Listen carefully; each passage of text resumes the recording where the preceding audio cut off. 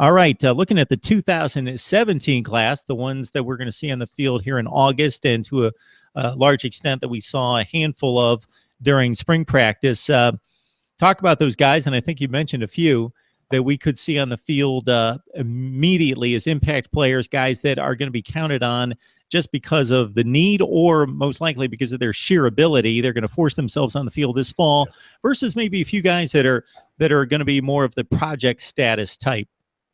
The first guy that comes to mind as who will play will be the junior college transfer, Kendall Sheffield, the cornerback.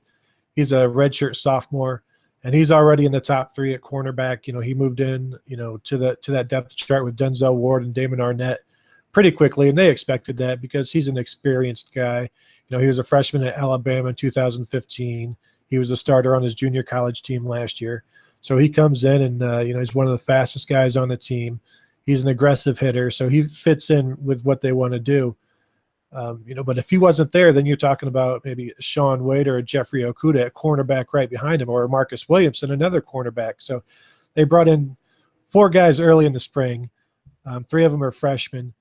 And if I had to pick one of those guys, it's going to be Sean Wade, out of Florida. He's tall, he's long, and all of these guys, they're pretty they're mature because, you talk to them and they tell you why they chose Ohio State.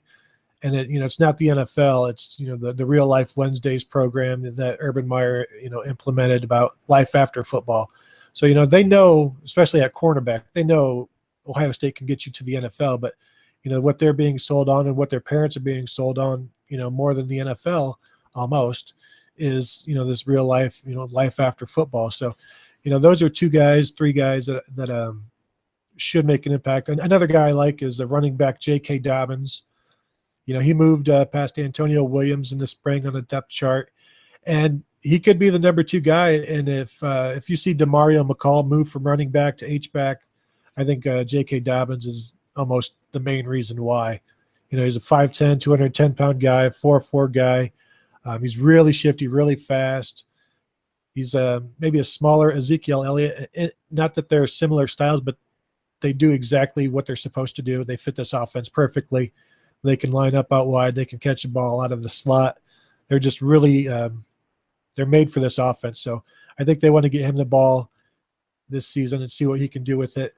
As far as, guys who are going to have to wait, I think the first guy is Tate Martell, the quarterback. There's no room for a freshman quarterback right now. There's no room for a redshirt freshman quarterback almost. So, he'll have to wait his turn. Although, he came in the spring and he fully expected to play. That's how he works. I saw him tweet a week or so ago that, he could be in the NFL in 3 years. And, while that's technically true, it's going to be hard for him to start, in the next 3 years. But hey, as Cardale Jones shows, you don't have to start too much to get to the NFL, right? Yeah, I think 10 games should do it, especially when you don't lose any of them.